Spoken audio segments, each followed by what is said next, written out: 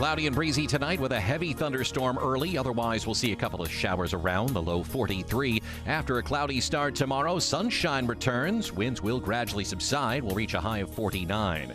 Tomorrow night, mainly clear, the low 36. Wednesday will be warm, temperatures approaching near record highs with times of clouds and sunshine. It'll be breezy in the afternoon with a high of 68. With your AccuWeather forecast, I'm Drew Shannon.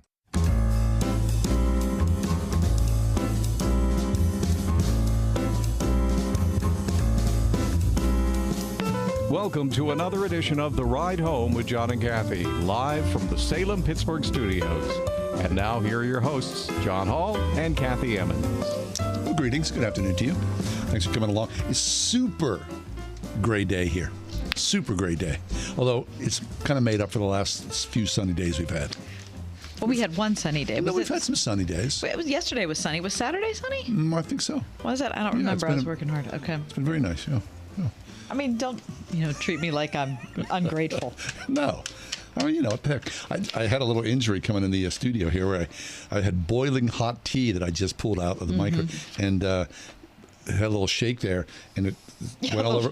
Yeah, a little shake. Had a little shake there, and it went all over my hand. You ever do that? No, yeah, it's awful. I often worry about this. Like when you're at home and you hurt yourself, I never hold back. Oh, so you, right. Right. But here at the workplace, I'm holding back. You can't say the things you'd say at home. Oh my gosh, I really hurt. I mean, I just had a little burn there, and so at home you would have just here I'm going. Oh, that was very well. My little workplace politeness walking into the studio. Extremely hot. It's a little burn to start the show. Sweet. Welcome. We got a big show for you today. We sure do. Coming up on today's program, John. Tell me. In the 5 o'clock hour, is Jay Hay coming back to the Pirates? Jay Hay? We're going to just chat about that a little bit. We're going to bring everybody back. Ryan Burge is going to be with us to talk about how much do Americans really know about the faiths around them? Like, how much do people know about their neighbors' faiths? Or if someone says, I'm Methodist, does the average person know what that means? Not at all. Someone says, I'm Islamic. Does anyone know what that means? Not in the least. Okay, we'll find out more about that. Who is the major retailer who says that they will never put a self-checkout lane in their store? Also, Take It Down, a tool, is now available for teens to remove explicit images of themselves from the internet. Oh, thank goodness. Really? Yep, that's in the 5 o'clock hour. Crazy. Also coming up in this hour, what happens when you bare your soul in a text and the response is a thumbs up? Love ya. Love That's sad. That's sad. Also, an LOL verifier, a little gadget that is going to actually determine if you really are laughing out loud or if that's just a thing. What? You're saying, It's like one of those truth things. Huh? All of a sudden you're wired up. Exactly. A lie detector for LOL. And more coming up on today's John and Kathy show. Very nice. Right. Excellent. Good weekend for you? It was a good weekend. Had a big party at our house on Saturday night. Which we were not at. You were not invited to. Neither was Lexi. Sorry, you guys. That's okay. Is it hard for you to believe that I have other friends? Nope. Okay. That's funny. I mean, you may have other friends, but they're not nearly as fun as us. No, Okay. No question about that. I'm sure they're fine people. Yeah, that was fun. We celebrated my daughter's birthday yesterday, which was super fun, and I have a sore back. Yeah, what's the deal with that? I don't know. You're sleeping fun. It's in my upper back, and it's where, I have recurring injuries in this exact spot. It's been years since I've had it. Listen, years.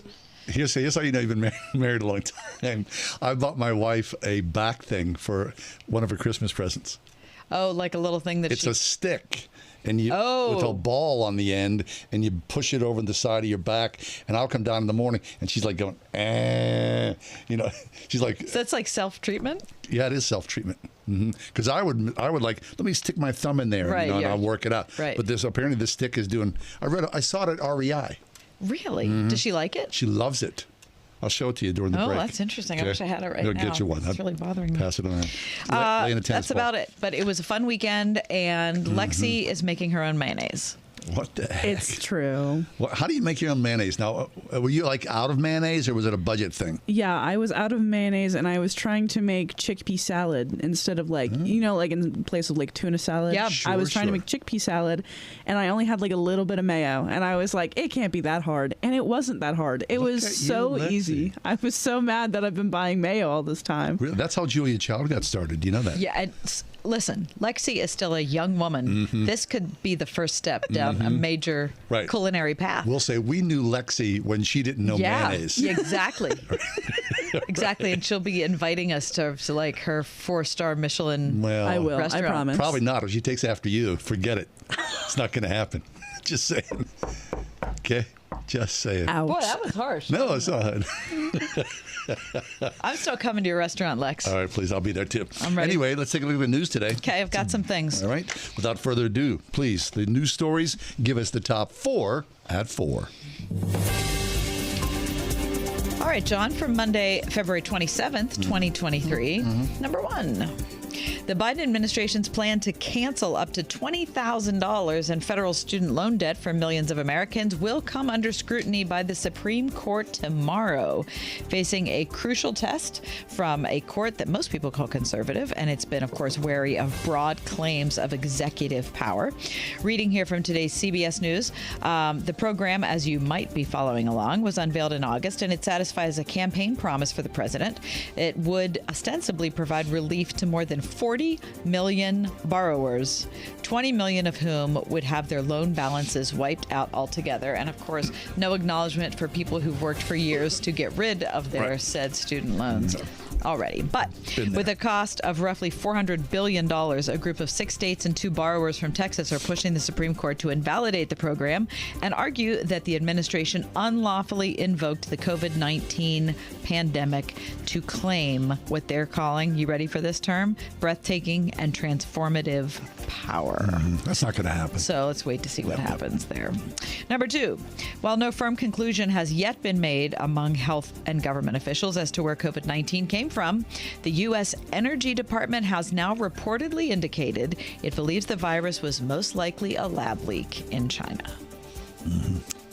Now listen, when that came up initially, it was viewed as the craziest conspiracy theory you've ever heard in your life. And every major news outlet called it absurd and ridiculous. So this might be a good time to sit back and say, maybe we should talk about things with a little more humility going in. What do you say? Take your mask off and we'll talk about it. Yeah, maybe that too. All right. Anyway, the view of the Energy Department, which oversees a network of national labs, some of which conduct bioresearch, was reported yesterday by the Wall Street Journal based on a classified intelligence report.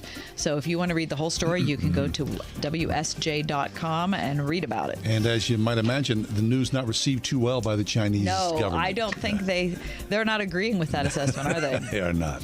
And number 3, finally, Pitt men's basketball is in the top 25. 25. I mean, good grief. Well, the skin of their teeth, but they're there. Pitt is 21-8, 14-4 in the conference, and they are at number 25 in the AP and USA Today coaches poll. Now, listen, I feel like they should even be much higher than that, but I'm just going to say that I'm glad about it. Coach Jeff Capel has consistently said it doesn't bother him. He said, look, I would love it for our guys, don't get me wrong. Are we deserving? I think we are. But sometimes as a coach, you have to play the game with these people, and I'm not playing it. I'm not kissing their butt. I'm not returning every text. It's according to today's Trib. Pitt has won 20 of its past 25. The 20 victories since November 20th are tied for 11th in the NCAA at that time. And number 4, less than 2 weeks ago, Heinz set out on a now viral mission to find Elvis Francois, the man who survived nearly 1 month at sea by eating nothing but, wait for it, ketchup. Today, the company told CBS News they found him in Dominica thanks to the internet and local reporters. That is your top 4 at 4. So the story is this man's working on his boat. He's 47 years old. It became unmoored somehow. In St. Martin. He drifted out to sea. He says, I lacked the experience to navigate my way back to land. And then he drifted. All he could do, he says, was sit down and wait and live off the little bits of food he had on board. Ketchup, garlic powder, and Maggi, M-A-G-G-I, which apparently is a brand of soup with which I'm unfamiliar. All right. His story prompted Heinz to put out a call for people to help them, quote, find the ketchup boat guy, so that they could gift him a new boat that they promise will be equipped with full navigational tech to avoid another disaster in the future. Go Heinz. Huh? How about that? The company said its Instagram post reached 4.8 million people. And that's how they found him. Excellent. And then the search went on. I love it so much. So he's going to get a new boat. He said he tried to eat seaweed. Maybe dip it in the ketchup. He said it was too strong. People eat seaweed, don't they? Well, yeah, but I guess you cook it. I eat seaweed with sushi. Yeah, right. He said he spent 24 days out at sea, and I didn't have so much to make it, but just a bottle of ketchup. Eat it up. Very nice. We'll take a quick break. Let's go to the White House. We are wont to do that every Monday. 101.5 WORD. Your station for unlimited grace with Brian Chappell. Many churches are simply afraid to talk about spiritual warfare. What is actually going on? And God is revealing that to us so that we will turn and seek His help and believe that there is hope. Because listen, if you don't believe there can be a victory, you've already lost the battle. Unlimited Grace with Brian Chappell tonight at 11 on 101.5 WORD. If you owed $30 trillion and you didn't have the money to pay it off, you need to make a lot more money, right? Well, now America's debt is more than $30 trillion. And right now, taxes are at historically low levels. So it doesn't take a genius to realize taxes will probably go up. Now, think about your retirement accounts. Do you want to pay taxes on some of that money now when rates are low, or later when rates are much higher? Whether you should pay taxes now or in retirement depends on a lot of things. That's why Kurt Kanodik at Accurate Solutions Groups has a free guide called Are You Paying Too Much in Taxes to help you determine what's best for you. To get your copy of Are You Paying Too Much in Taxes, call or text TAX to 412-515-3555. That's TAX to 412-515-3555. Get this free guide from Kurt Kanodik at Accurate Solutions Group now. 412-515-3555. Investment advisory services offered through ASG Investment Management, LLC. Our firm may not give tax advice. Blinds.com wants to give you a brand new view. It's the perfect time for an upgrade with new window coverings from Blinds.com. And right now at Blinds.com, you can save up to 40% site-wide on premium custom window treatments. Upgrading your windows is a minor project with a major impact, and Blinds.com makes it easier and more affordable than you think. Need help choosing? Set up a free call with one of our expert designers to make the best selection, from trendy woven wood to classic shutters and more. Plus, you can rest easy with Blinds.com's professional installation services and our 100% satisfaction guarantee. With Blinds.com, there's no guesswork, no hassle, and no multiple trips to the store. There's a reason we've got over 40,000 five-star reviews. See for yourself why Blinds.com is the #1 online retailer of custom window coverings. Shop Blinds.com and save up to 40% site-wide. Get up to 40% off everything right now at Blinds.com. Blinds.com. Rules and restrictions may apply. Is your school a true partner in your child's education? They should be. Pittsburgh's Christian schools agree. If you're looking for a safe environment where kids can learn, challenge, and grow with highly qualified teachers who are not only caring but accessible, where academic excellence goes hand in hand with character development, consider Christian education. Right now, local Christian schools are offering half-price tuitions for first-time enrollees, like Walnut Grove Christian School in West Mifflin. Visit wordfm.com/tuitions. We go now to the White House, where Greg Clugston joins us. Greg Clugston is the SRN News White House correspondent. Always brings us up to date about the goings-on in and around the nation's capital and around the world. Greg, happy Monday to you. How are you, sir? Hey, John. Happy Monday. Thank Kathy, you. good to be here. Thank you. Thank you. Good to see you, Greg. There's a lot to talk about, of course, inside and outside the Beltway. But let's start with the Supreme Court hearing the student loan case starting tomorrow. What do we know about it, and what is the White House saying? Right. Well, the White House is confident. They think they have the legal authority to follow through with what the president announced last year, and that is canceling up to $20,000 in federal student loan debt, depending on your income level and that sort of thing, or whether you received a Pell Grant, for example. So the White House is feeling confident about that. But this is a case that essentially is going to be heard for 2 hours of oral arguments have been scheduled tomorrow. Now, that's not unprecedented, but for a lot of Supreme Court cases, it's typically about 60 minutes. And so they're planning 2 hours of oral arguments tomorrow, because this is a case that is going to be looking at a couple of different things. And it's interesting because 6 Republican or conservative-led states are among those that have filed suit against the administration over this student debt relief plan. And of course, the Supreme Court right now has a conservative majority of 6-3. So we'll have to see if the court follows what we've seen in terms of some of the response from conservative-leaning states across the country. But it's sort of an open question as to exactly how the justices will rule here. I see. So 2 hours, Greg. Sometimes these arguments are aired. Will tomorrow's for be public viewing? Yes, they will be. Not for viewing, but for you can listen into the audio of the arguments on the Supreme Court's website starting at 10 a.m. Eastern tomorrow. Very nice. Very nice. Okay, well, that'll be interesting. I mean, the last thing we were watching were the, January 6th hearings. So this will be a different, I guess, a stripe of a different color. Let's talk about the first GOP primary debate. Speaking of things that people will be watching, I can't imagine I would watch that. John, would you watch that? The first one? Maybe out of idle curiosity. Yes, sure, why not? Okay, Greg, when's it going to be? And do we have any idea who's going to be involved? Well, it's going to be in August. This was the announcement just before the weekend by the Republican National Committee. And the party leaders have decided that Milwaukee, Wisconsin, is going to host the first presidential primary debate for GOP candidates in August. We don't have a date certain yet, but it will be in the month of August. And it's interesting because Milwaukee also is going to be the host city for the Republican Party's convention next year in 2024. And it's, of course, not going to be the only presidential debate that we'll have in the primary season. The RNC said that we should expect somewhere between 10 and 12 presidential primary events. And, of course, that's just leading up to who the candidate ultimately is before the general campaign gets going. I know that really makes Kathy pretty happy. Oh. That's an awful lot. Wow. I was concerned whether I could take one in. 12. The thought of that many, I'm feeling overwhelmed by it. Okay.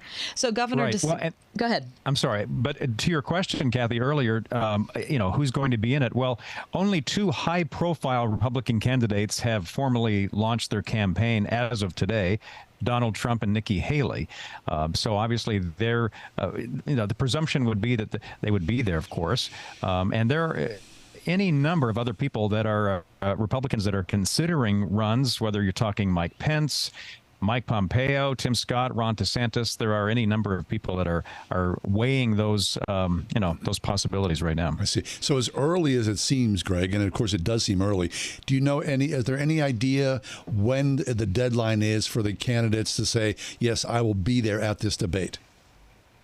Yeah, I don't know about the specifics of a deadline for the candidates themselves, but it's interesting you bring up that point, John, because the RNC chairwoman, Ronna McDaniel, she was asked about what some of the criteria might be to qualify, for candidates to qualify.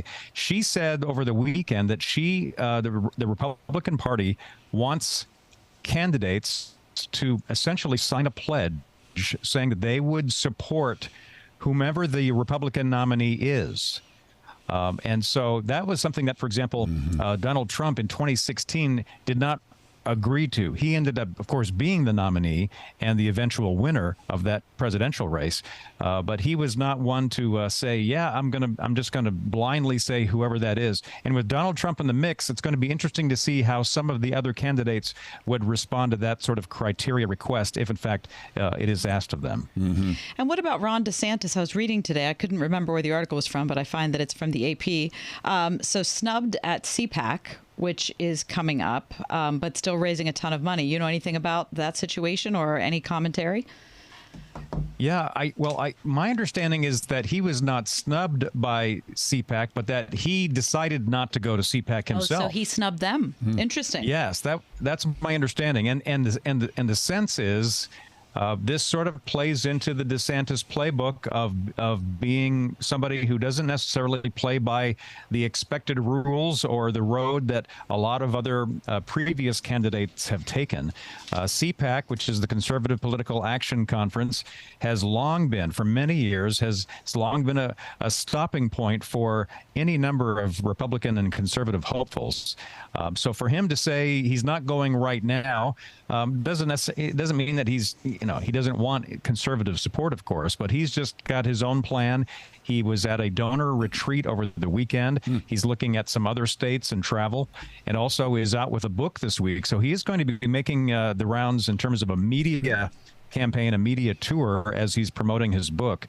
It's worth pointing out, too, I think, that the legislative session in Florida, of course, where he is governor, I think lasts through May. It's 3 or 4 months long for the legislative session. So besides the book tour, the thinking is that he's going to be focusing on whatever the legislative session is going to require of him for these next few months, and that any possible presidential announcement might come at that point after the legislative work is finished. Interesting. So the book is out. What's the deal with the book, Greg? Is it a memoir? Is it what's the focus?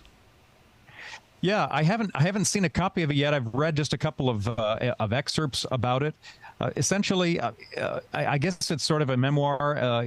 In some sense, he talks a little bit about his childhood and some other previous experiences, but also sort of lays out his philosophy of governing. I see. And this is something also that Republican presidential hopefuls do. They put out in writing, typically, if it's their first time running for the presidency, for example, putting out books. And you could go down through the list of past presidential candidates, and so many of them wrote books laying out their philosophy, giving a little bit of their background, that kind of thing. That gives them the opportunity to go on a media tour, get some media exposure. Sure. And in this case, for Ron DeSantis, doing so before he actually formally announces, should he decide to do that, and it looks like he will. Interesting. Wonder if there's a chapter about being snubbed. Or maybe there's a or snubbing. Maybe there's a chapter on his top 10 favorite Disney films. I wonder if I'm sure. Yeah. He's got this Disney bill just passed there. He signed it into law, I think, this week, and so he's had this running battle with Disney. So snubbing Disney, or maybe he's annexing Disney. Should we just talk about it that way? We're not really sure what the particulars are. Greg Clugston with us, SRN News White House correspondent. What about the Democratic side of the presidential election? I saw that Dr. Joe Biden didn't announce, but she intimated that Joe was going to be running again. Right. Anyone else going to be running against the prez? Well, first on what Jill Biden said, yes, she just got back from a trip to Africa. She had an interview with the AP while she was there, and she was asked about a potential Biden re-election run in 2024, and she said they're all but ready to launch that. She said, basically all that's left to do is to find the location and announce the date of when that's going to happen. So that's the clearest indication that we've gotten from the Bidens, in her case, the First Lady, specifically that seems to be the plan. She went on to say, whatever Joe decides, she and the family are behind him, whether it's running for re-election or not running for re-election. So even though she said it seems as if everything's on track, she said whatever Joe decides. So we get back to this intent. The president has said it's his intention to run for re-election. Right. So that's the latest from Jill Biden on that. What's interesting is there is an actual Democratic challenger to Joe Biden, and you might remember her from the last go-around, Marianne Williamson. Sure. Oh, A Course in Miracles. Really? Yeah. Mm-hmm. Yeah. A spiritual, right? She's a spiritual lady, they call her. Right. She has spiritually been a spiritual advisor to Oprah Winfrey, famously, a self-help author. And she is now 70 years old.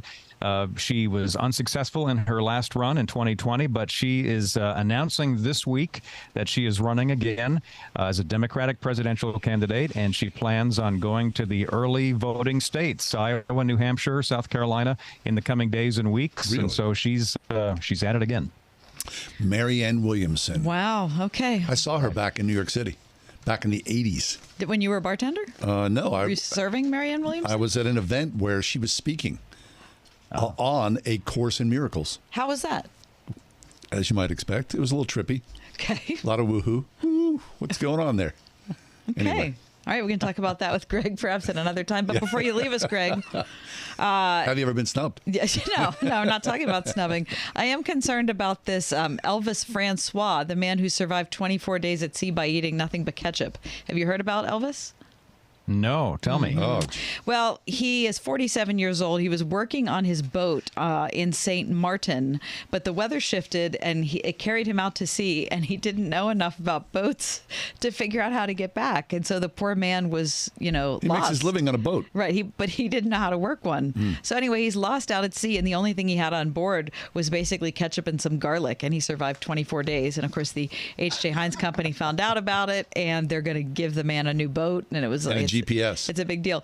Do you like ketchup enough to be able to survive in that way, Greg? I don't think I'd have a choice. I'd pick the ketchup over the garlic if I had the choice. Okay, yeah. Would you pick the ketchup over mustard, barbecue sauce, or maybe Chick-fil-A sauce? Chick-fil-A sauce. Oh boy, if you throw Chick-fil-A sauce in there, that might move up to the top there. Yeah. I like a Chick-fil-A sauce. I enjoy a Chick-fil-A sauce. Nice, what about a Worcestershire sauce? And as much as I love mustard, if it was the only thing I had to go on, I might pick ketchup over mustard, but that's a close one for me. Mustard, if it was like spicy brown, I can't do that three times a day. 3 times a day? If that's what you got, that's what you got. Don't snub it. What about that? I think Worcestershire sauce is magical in some way. Greg, always a pleasure. May you yourself have a snub-free week. Thanks for being with us. You too. Thank you. Good to see you, Greg. Greg Clugston, Excellence, SRN News White House correspondent. We'll take a quick break. We're going to talk about bearing your soul in a text and then getting a thumbs up in response. Straight ahead. It's the ride home. Word FM listeners, in this here radio commercial, I'm going to show you how the famous quote, 2 birds, 1 stone, should actually be 4 birds, 1 stone. I can see you're on the edge of your seat, but let's at least give it a try. It's Ryan from United Faith Mortgage, and what we're seeing from families across the country is how 1 stone, the cash out refinance, is helping families 4 different ways. The cost of everything is currently crazy, which is spiking credit card debt, where interest rates are often 3 to 5 times higher than mortgage interest rates, which is why we're seeing family after family taking advantage of the fact that their home has skyrocketed in value and cashing out that newfound money to pay off the credit card monster, using leftovers on special purchases, setting a bit extra aside for future peace of mind, and the 4th positive is cleaning up debt improves your credit score, giving you better future options. If you're curious what a cash-out refinance would do for you, we are United Faith Mortgage. United Mortgage Corp, Melville, New York. NMLS number 1330. Pennsylvania Department of Banking and Securities. Mortgage lender license 22672. Tens of thousands affected by the toxic water at Camp Lejeune are left with death, cancer, Parkinson's, dementia, birth defects, and other serious illnesses. And along with the harm, so many worries. My family drank the Camp Lejeune water. What if our health gets worse and we need more financial help? How do I protect my VA benefits and get the compensation I deserve and need? The answer is simple. Call James Harris Law, the experienced, trusted law firm that can get you significant compensation while protecting all your VA benefits. We're already fighting for hundreds of Marines, families, and civilians who drank Camp Lejeune water. But if you miss the deadline, you could forever lose your right to the justice you deserve. So call our Camp Lejeune legal helpline now. Now may be your last chance to receive full compensation. Don't delay. Call 800-299-7878. That's 800-299-7878. 800-299-7878. Deanna got some really bad news from the IRS. They said, you owe quite a bit of money. They told me the possibilities of garnishing my wages, taking my house, taking my car. Deanna found out about Optima Tax Relief. They've resolved over $1 billion for their clients. Optima Tax saved my life. Call Optima now for a free consultation. Call 800-965-1433. 800-965-1433. Optima Tax Relief. For details, visit OptimaTaxRelief.com. We are everywhere. On your radio at 101.5 WORD FM Pittsburgh, at wordfm.com, the Word FM mobile app, iHeart, TuneIn, and Odyssey. I thought it was a rash, but my doctor said it was a tick bite. Ticks can spread Lyme disease and other illnesses, leading to chronic health issues. My brother was always having asthma flare-ups. A roach problem at home was causing it. Allergens left behind by roaches and rodents are a major driver of asthma attacks. When I had a fever and body aches, I never thought it was West Nile virus. Mosquitoes breed in standing water and can spread serious diseases. Get the facts at pestworld.org. A public service message brought to you by the National Pest Management Association. Cloudy and breezy tonight with a heavy thunderstorm early. Otherwise, we'll see a couple of showers around, the low 43. After a cloudy start tomorrow, sunshine returns. Winds will gradually subside. We'll reach a high of 49. Tomorrow night, mainly clear, the low 36. Wednesday will be warm. Temperatures approaching near record highs with times of clouds and sunshine. It'll be breezy in the afternoon with a high of 68. With your AccuWeather forecast, I'm Drew Shannon.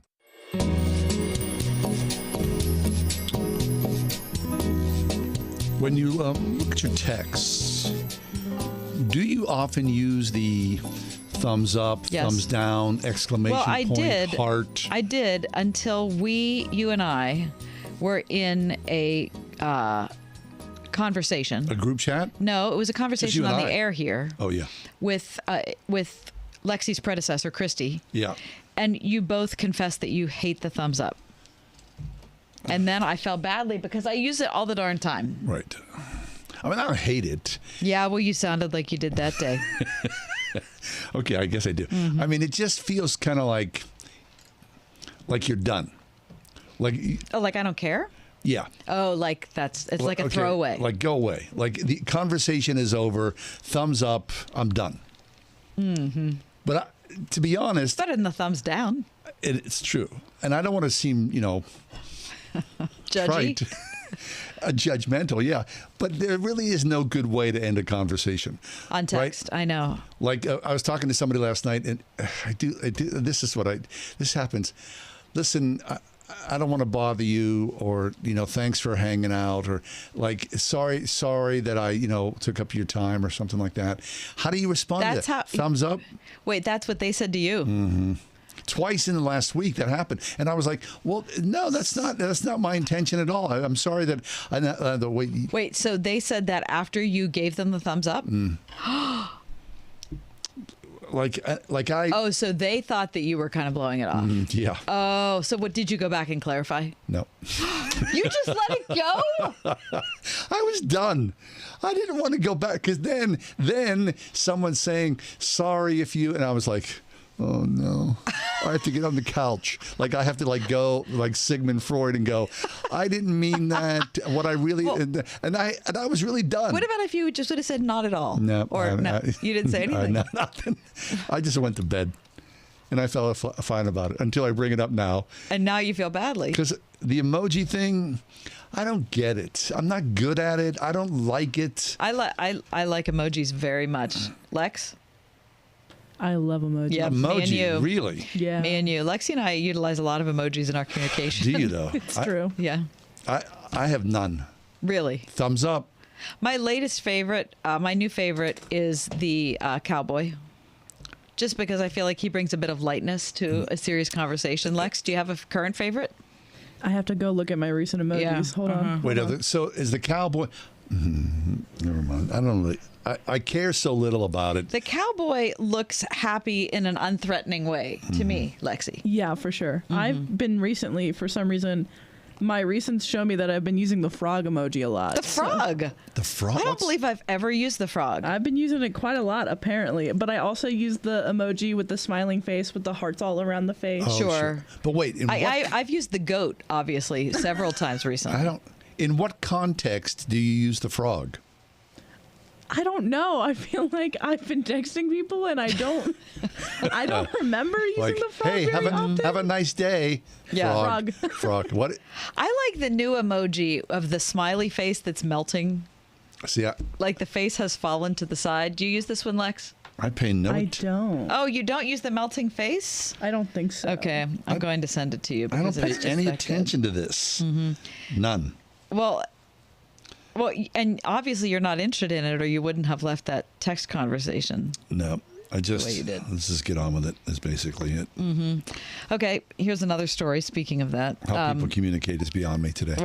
Wait, no. What do you think about that, Lex? I love it. Isn't it funny? Doesn't it really look good? Doesn't it look like I've been working really hard and I'm finally giving up? Yeah.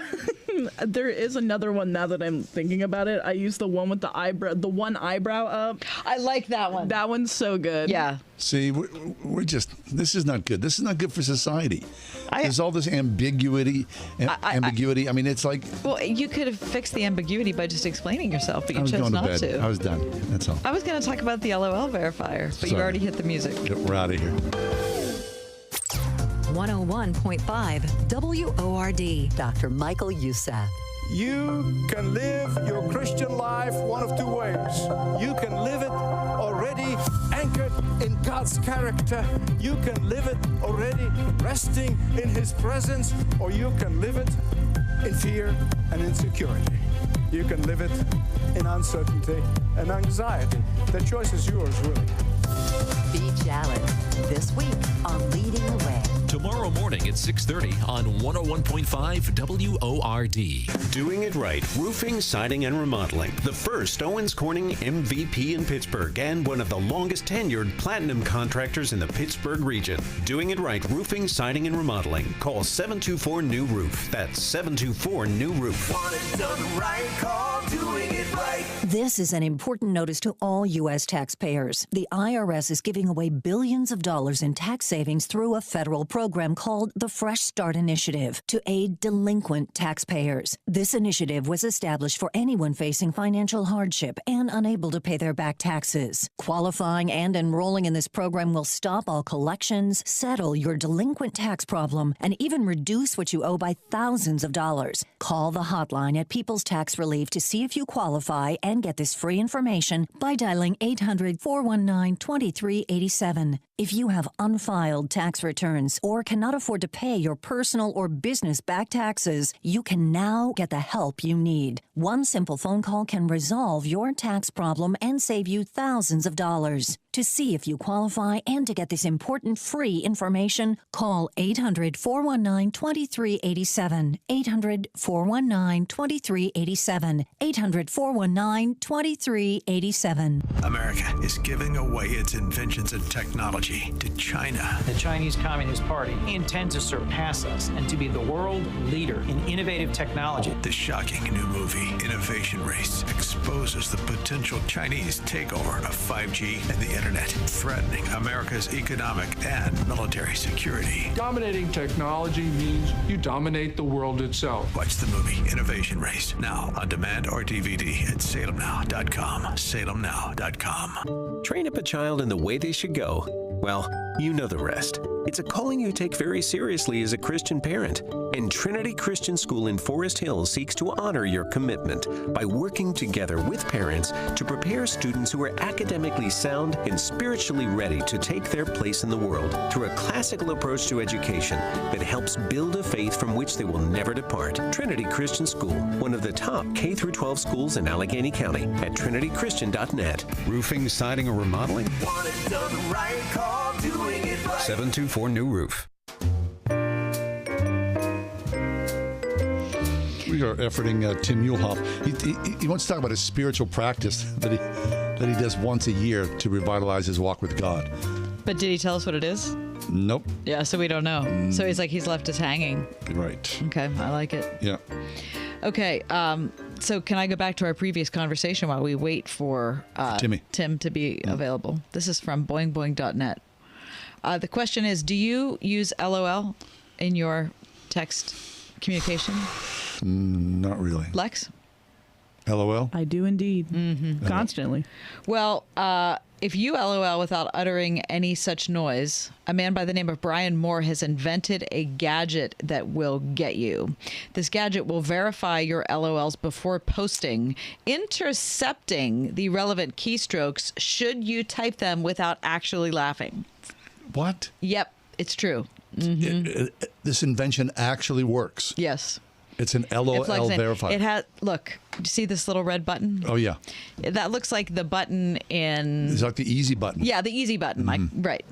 Only the red in the center is the O of LOL, and you plug it into your. It has an audio component to it, and you plug it into your keyboard, and if you type LOL without it hearing that you've laughed, it'll disable the. It does. What does it do? It disables the 2 letters so you can't type it. What? It's a real story. Is there a price for that? I'm sure there is a price for it. Any idea on the cost? Yeah. Why would you do that? Why would you have that? Because you can. You keep yourself honest? Yeah. So you don't. It's a 3x2x5 polyactide plastic silicon microcontroller. It brings authenticity to the least authentic place, the internet. But I do not see a price for this device. I don't get that. I mean, the internet's just full of weird stuff. Well, you're just finding that out. It just is, isn't it? For goodness it's sake. too much. Would we not be better off if we could just leave it all behind? No. We really would be. Well, maybe. Seriously, we would be. I don't know. And Lex, like Lex is like our kids. This is all she's ever known. This is what she grew up with. Right. I mean, I don't want to be like an old man shaking his fist at the clouds, but we were better. We were better off. We really were. We talked to each other a little better, right? There was a little more empathy. We weren't, I don't believe, nearly as angry. Maybe. We were probably a little happier than we are right now. We definitely weren't Right as angry. now, we're just an anxious, angry mess, and we don't trust anybody. Anyway, shaking my fist at the crowd. That's my job here, isn't it? How's our connection with Tim looking? Not good. Not good. Okay, then let me bring this up. Okay. Spring breaks are starting in a lot of universities this Saturday, and that means, a full uninterrupted week of either sleep. Did you ever go away for spring break? When I was in college? Yeah. I never did that. No, I never did. Like I hear like my kid's on spring break, he's going to Nashville. Like what? Who does that for spring? Really? Yeah. People go to the beach, right? Mm-hmm. Have your kids done spring break? No, See, they they're haven't. smart, yeah. Yeah, they haven't done that. I mean, they haven't gone on a spring break trip. Right. They do other things over spring break. They do a mission trip. Yeah, they have done mission trips over spring they're break. good. Well, they're not good. Lex, they're just you doing spring break? Do you mean like... Not now. No, when I was in college. That life is over, lady. It is. You're it's working true. full time now. 40 hours a week. 40 hours. Punch the time card, Johnny Paycheck. Yeah. Yeah, I never did any trips when I was in college, mainly because I was poor. Cha-ching. Yeah, that's exactly it. That's it's how I feel. very expensive. But my college did always facilitate either just regular trips or mission trips. Okay. All right. I like that. I would like to investigate reinserting the spring break into the adult time schedule. Oh, wouldn't that be nice? Yes, I think that it should be up there with the day after the Super Bowl being a national holiday. Or, if it's not going to be a national holiday, moving the Super Bowl up to a 4 o'clock start instead of 6:30 or whenever that is. It's too late.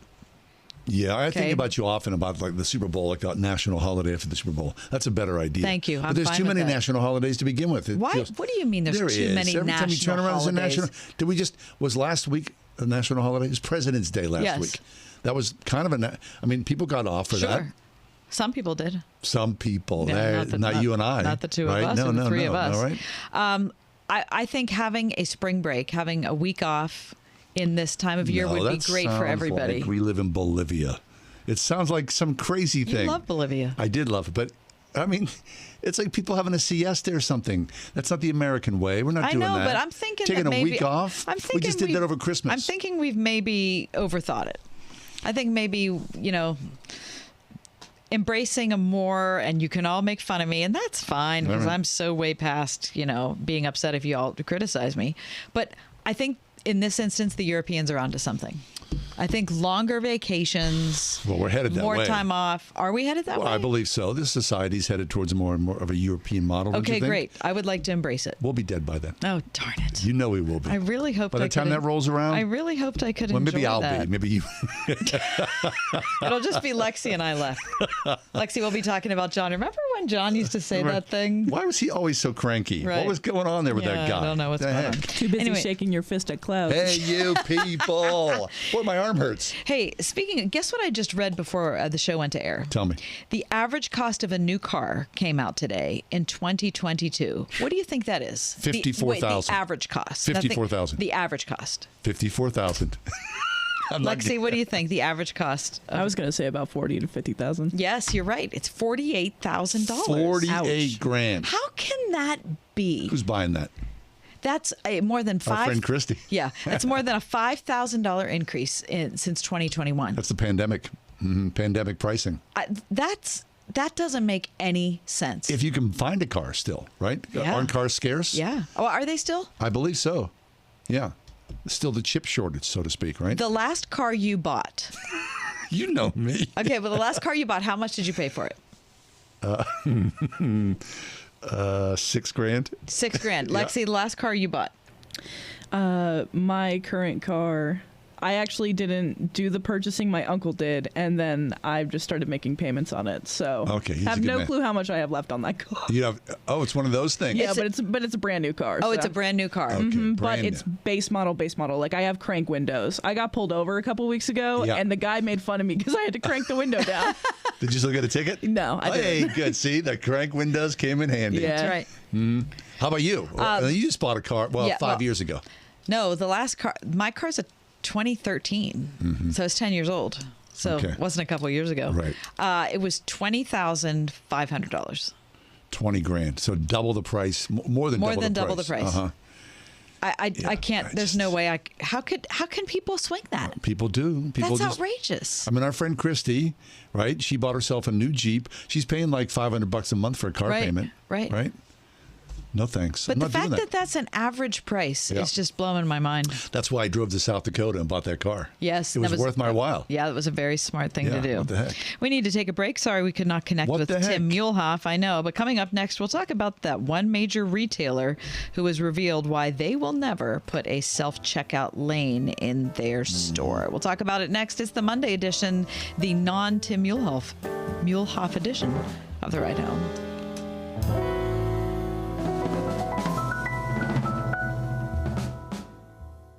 Wesley Financial Group is not a law firm. This story is called The Ugly Truth About Timeshare. If you think you've done your family a favor by buying a timeshare, you need my help. Hello, I'm Chuck McDowell, CEO and founder of Wesley Financial Group. 10 years ago, I started helping folks cancel their timeshare. And in the process, started what's now called the timeshare cancellation industry. Timeshare is the only thing that you can buy that you can't tell me how much it's going to cost or when it's going to end. When you buy a timeshare, you give them a blank check to fill out any amount they want for annual maintenance and assessment fees. The crazy thing is, this never ends. Even when you die, your family's now going to be stuck with this burden. Stop the insanity today. Call my office now. If we take you as a client, I guarantee we'll cancel your timeshare or you'll pay nothing. Call for your free information kit. 800-626-5252. That's 800-626-5252. 800-626-5252. Paid for by Christian Care Ministry. Let's see, if something costs less,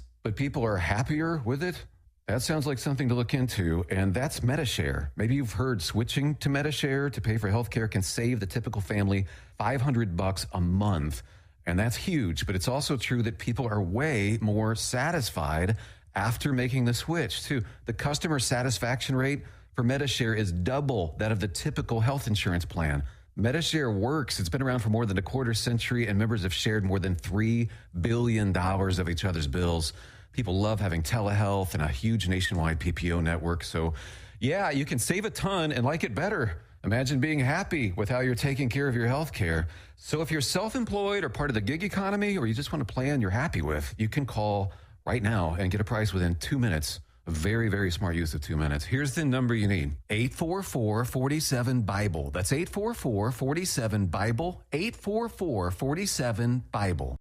To serve as a ruling elder is a high and holy office. RPTS now offers 5 flexible online courses to help you shepherd the Church of God. The Ruling Elders program features courses on biblical counseling, interpretation, worship, the church, care and administration, plus preaching at elective options that best fit your ministry paradigm. No papers, no exams, just solid biblical teaching from experienced pastor professors. Individual and group rates available. RPTS, study under pastors. Learn more at rpts.edu. Progressive presents Adjusting to the Suburbs.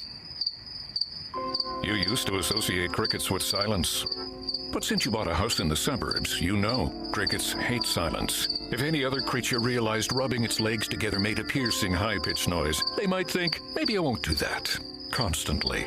All night long. Luckily, you can save with Progressive by bundling your home and auto. Now that's something to make noise about. Just not constantly. Progressive Casualty Insurance Company coverage provided and serviced by affiliates and third-party insurers.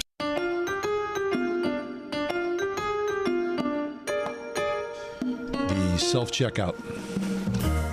Do you use it? I use it if I do the scan, pay, and go, which is when I scan my groceries and put them right in the bag. That's the only time I use a self-checkout. As opposed to the other time when? Well, I mean, you could do a self-checkout if you just, put all your groceries in the cart and then go through and scan them on the way out. I see what you're doing. You know what I mean? Okay. All right. Well, of course, they've been around for a while now, right? Yeah, sure. 10 years. So other retailers, Walmart, Kroger, of course, Giant Eagle here. Target. They rely on self-checkout, removing cashier kiosks to make way for more machines. However, there is one store that will continue to hire on-site staff as the company believes its employees are more important than the glitz and glamour of the self-checkout. The glitz and glamour. I do feel like a top shelf performer when you're doing self-checkout, when you're getting your bananas. Oh, the glitz and glamour. 4011, man. The bottom line here is that the life. Our people remain our most valuable resource, while other retailers are cutting staff and adding things like self-checkout, curbside pickup, and outsourcing delivery options. We are hiring more crew and will continue to do so. Our crew will be in our stores to help you find your next favorite product, just as they've always been. Oh, and the store is? Trader Joe's.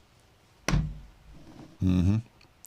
I completely support their decision. Trader Joe's. Mm-hmm. No self-checkout at Trader Joe's. Yeah, I like me some Trader Joe's, don't you? Listen, I love their model. What do you think about their pricing? I always thought they were a little more so. Yeah. My wife's like, no, that's not true. No, they're not more so. They're not Whole Foods.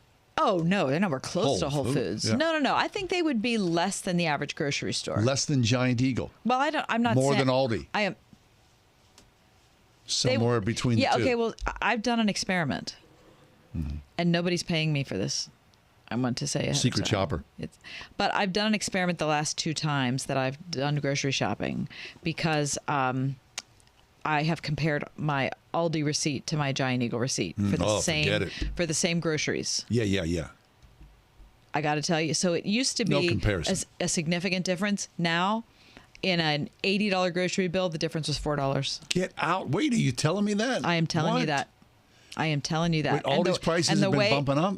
Or Giant Eagles have been coming down.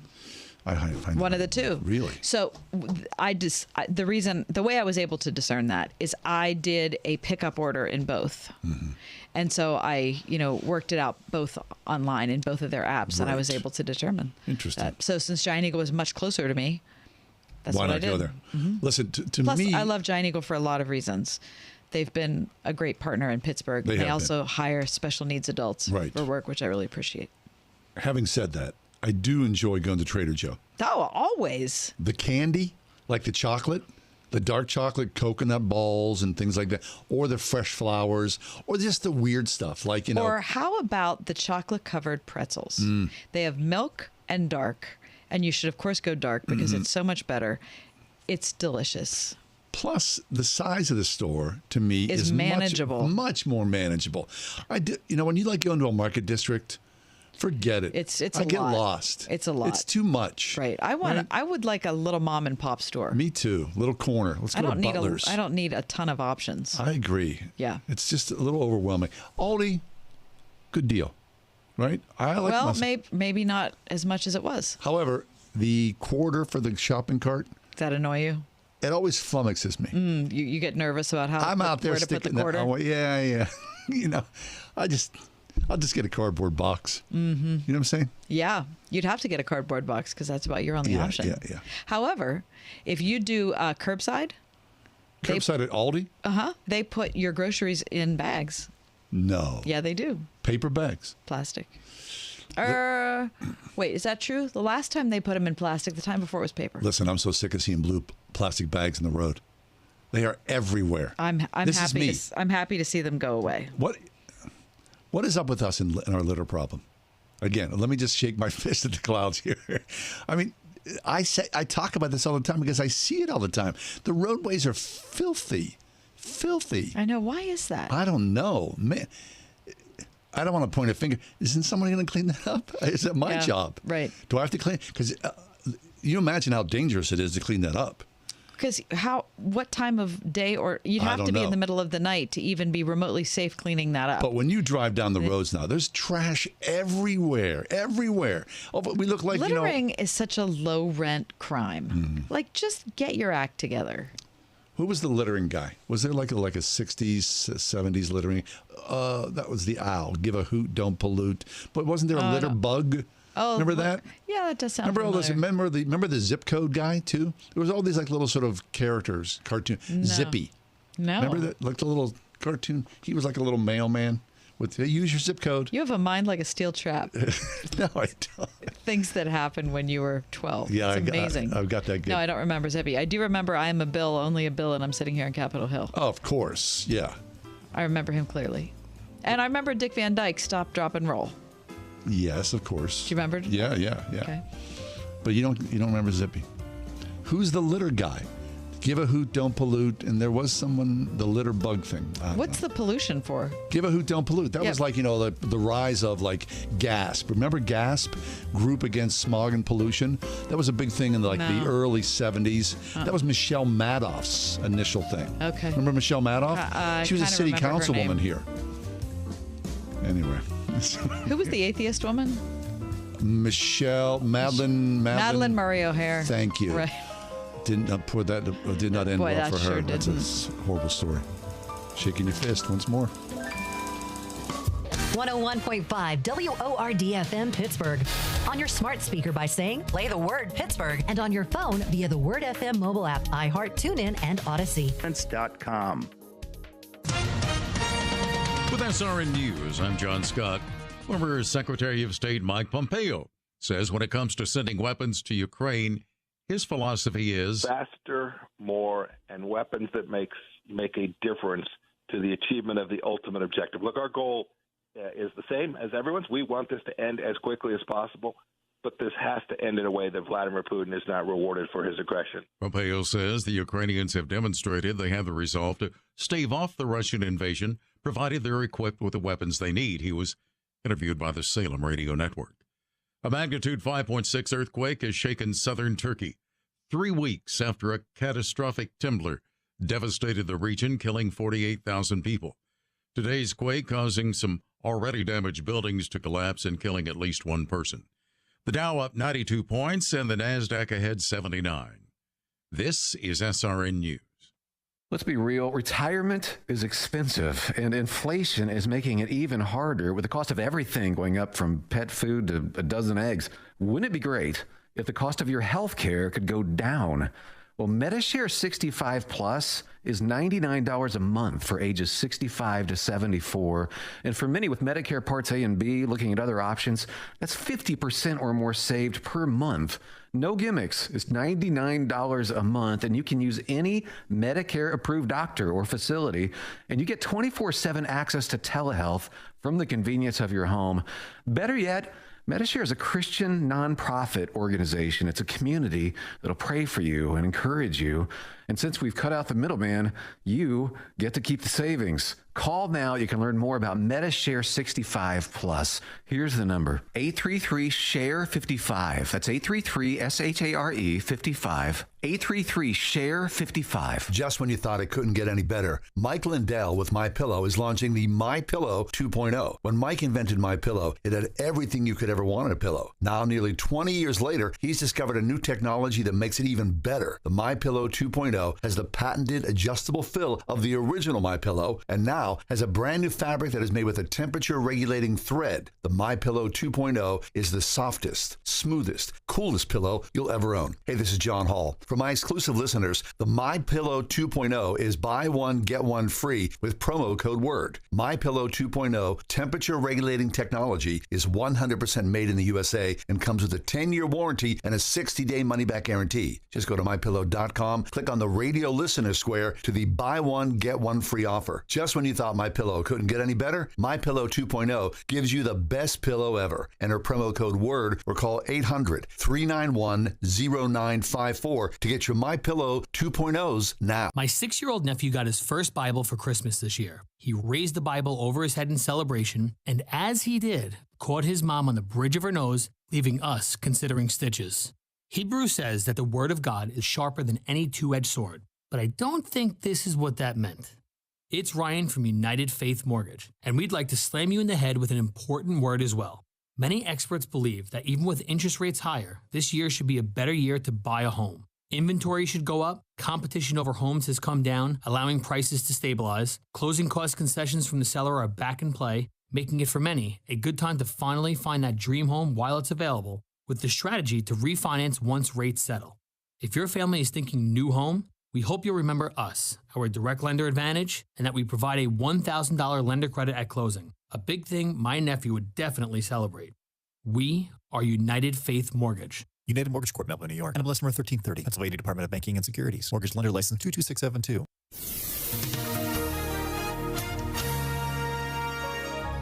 Cloudy and breezy tonight with a heavy thunderstorm early. Otherwise, we'll see a couple of showers around, the low 43. After a cloudy start tomorrow, sunshine returns. Winds will gradually subside. We'll reach a high of 49.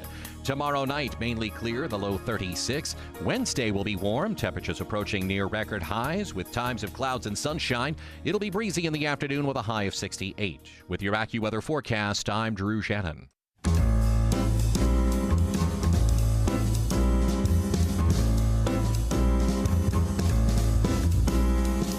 Welcome to another edition of The Ride Home with John and Kathy, live from the Salem-Pittsburgh studios.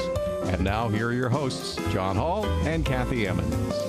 Greetings to you on a gray afternoon in the city of Pittsburgh, but let this brighten your spirits.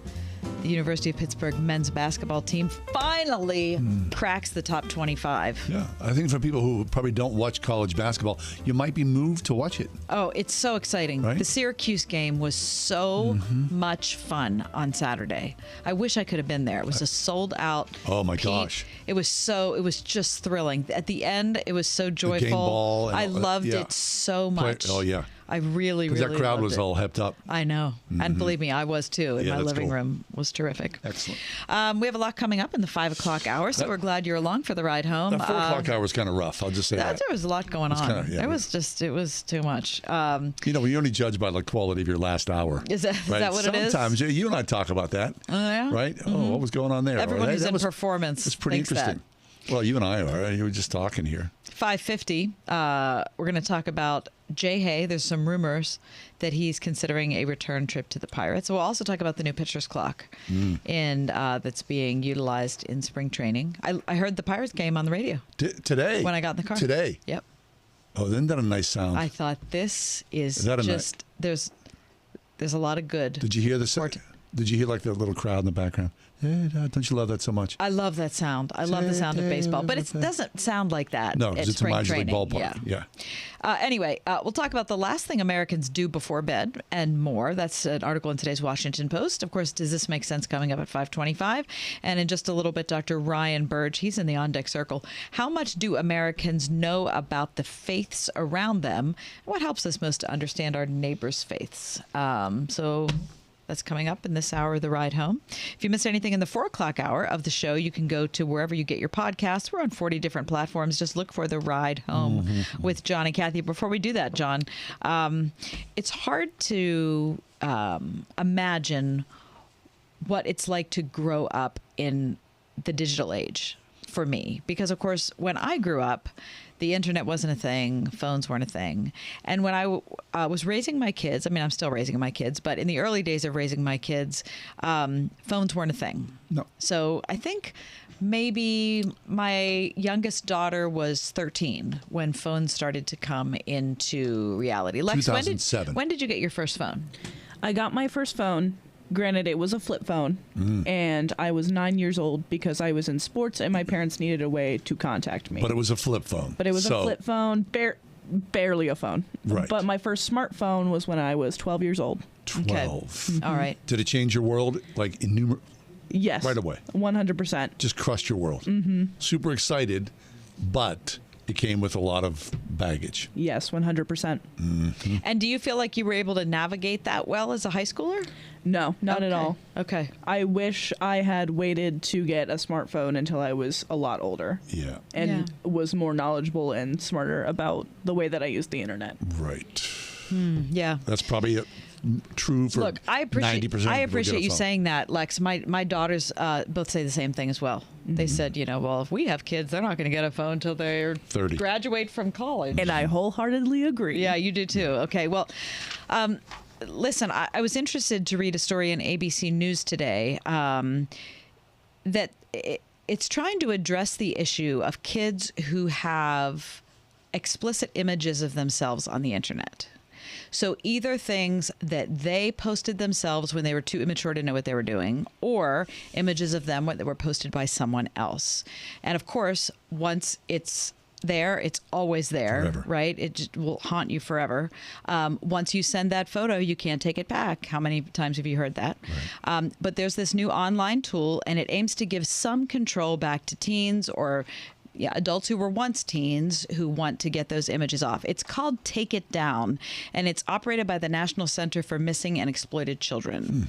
It's funded in part by Meta, the owner of Facebook and Instagram, and this is how it works. The site lets anyone anonymously and without uploading any other actual images create what is essentially a digital footprint for an image, okay? This fingerprint, which is a unique set of numbers called a hash, that goes into a database, and the tech companies that have agreed to participate in the project agree to take that image off of their service. Okay, so you're actually going on, you're addressing a photo of yourself, you're sending that to whatever organizations are agreeing, and they're saying, okay, if you want it down, we'll take it down. So one photo at a time. Right. Which presupposes that you have knowledge that your photo's out there Yep. somewhere. Yep. Because the fact of the matter is, I mean, there's probably images of people have no idea. The internet is a Right, big place. right. And of course, there are caveats other than the fact that the internet is a big place, is that not everybody is agreeing to participate in this. So as of today, Facebook is on board, Instagram is on board, Yubo, OnlyFans, and Pornhub, which is operated by MindGeek. So all of those organizations have said yes. If the image is on another site or if it was sent in some kind of encrypted platform like WhatsApp, it will not be taken down. So I wonder, I mean, okay, any help is good help, right? I'm all for it, right? I'm grateful for it. But I wonder, like Lexi, and when she becomes a mom and, her kids become moms, things are going to change so quickly. This probably will not be a problem, or at least the problem that it is today. Why? Because Lexi and her generation will have learned. Yeah, Lexi's has some wisdom here. She was put into a position that it was all fresh and new for all of our kids. Mm-hmm. And so people fell into, all these poor kids fell into traps in their excitement and just being young and clueless. Now I think maybe future generations would go, let's hope so. When I was a kid, we did this. You're not going to do that. Yeah. Lexi, when you hear about this, do you think it's a good thing? I think it's a great thing. It really cracks down, especially when you bring up Pornhub and you bring up OnlyFans and you bring up sites like that. I think it's really awesome to crack down on child pornography. Yeah, for sure. 100%. And crack down on kids who've been trafficked. Yeah, 100%. And their images are up there. Right. So again, this isn't going to solve the problem, but I do feel like it's a pretty big step in the right direction. It's a step. I'll give you that, right? Mm-hmm. And let's hope that more wisdom and technology catches up with this, right? If you want more information about this, you can Google Take It Down and find out more information. There are articles all over the web about it today. And I bet we'll continue our conversation about this as the days and weeks go by. Coming up next, how much do Americans really know about faith, their own faith and other people's faith. That's next. 101.5 WORD. When we know who we are in Christ and that He withholds no good thing from us, it's freeing. But what about when we forget that perspective? Here's Heather Holloman. When women would talk about their spring break plans, and I would cry and I'd say, where is my perfect life? Why aren't these things happening for me? Living freely in a culture of comparison. Next time on Family Life Today with David Ann Wilson. Tomorrow morning at 9 on 101.5 Word FM WORD. Wouldn't it be great to work in a place that makes a positive impact on the people, businesses, and churches around you? That place exists. I know because I work there.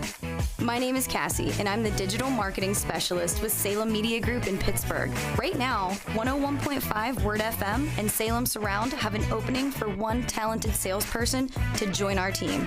Is that you? We'll bring the training, you just bring the talent.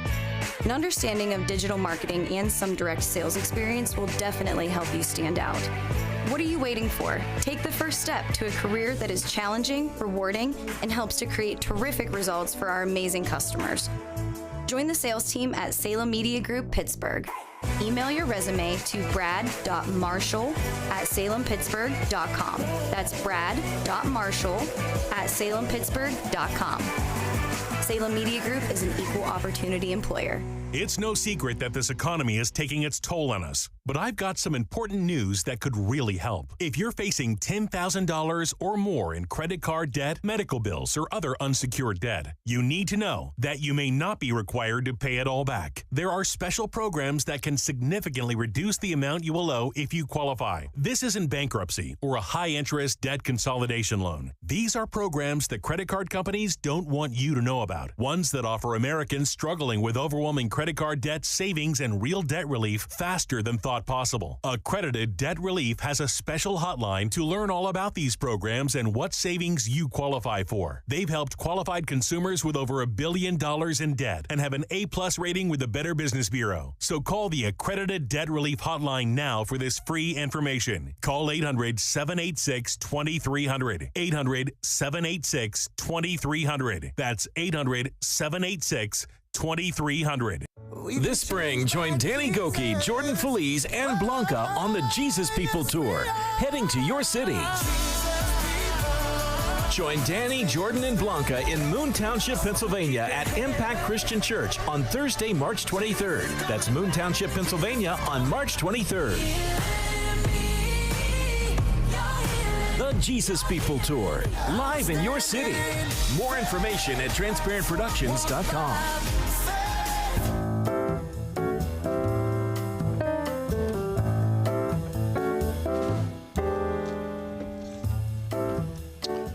Okay, Kath, you've been so good about this. When you have days off from your worship leader job, you often will go to other churches. Yeah. Right? Mm-hmm. I would say it's probably rare for most people to go into other houses of worship. You think? I think so. Okay. I mean, I think, like me, like my Sunday morning, I want to go see my church family. Sure, of course. Right? I get excited by that. And you should. But because you're a little more adventuresome, I would say, Mm-hmm. right, than a lot of us, you've been able to witness and see worship from a totally different perspective. Man, I've worshiped in a lot of churches all across the U.S. Because when I traveled with the Pittsburgh Girls Choir, which I did for a long time, they always sang in churches, and so I've been in a lot of worship services from a lot of different denominations and a lot of different situations, and I find it really interesting. Yeah, of course, to see how people do it. I mean, we just become really siloed in our. Obviously, we talk about it in politics all the time, but I think we're siloed in our denominations too, and we think, well, this is just what happens everywhere. And all I can tell you is, whatever you're thinking about in your church, it happens everywhere. It doesn't happen everywhere. Mm-hmm. So the question is then, how much do Americans know about the faith that is around us? And what helps us most to understand our neighbor's faiths? Well, Ryan Burge is back with us. Dr. Burge is Assistant Professor of Political Science at Eastern Illinois University, author of 20 Myths about Religion and Politics in America. And Ryan, welcome back to the show. How you doing? I just got over COVID, guys. Oh, Ryan. How was that? COVID. First trip to COVID? Yeah, first time on that bus. Don't 0 out of 10. Do not recommend getting COVID. 0 out of 10. Yeah. How long did you ride the bus? Probably like 2.5, 3 days that were pretty bad, where I really wasn't worth anything, and then probably kind of slowly sliding back to normalcy now. I mean, but still not 100%. It's been a week. Yikes. And were you nice enough to share that with your family members? No one in my family got it Get except out. me. Whoa. No. And what's wild is they drank after me the day I had symptoms onset. So it's really like there's no way to know how they're going to get COVID if they're going to get it at all.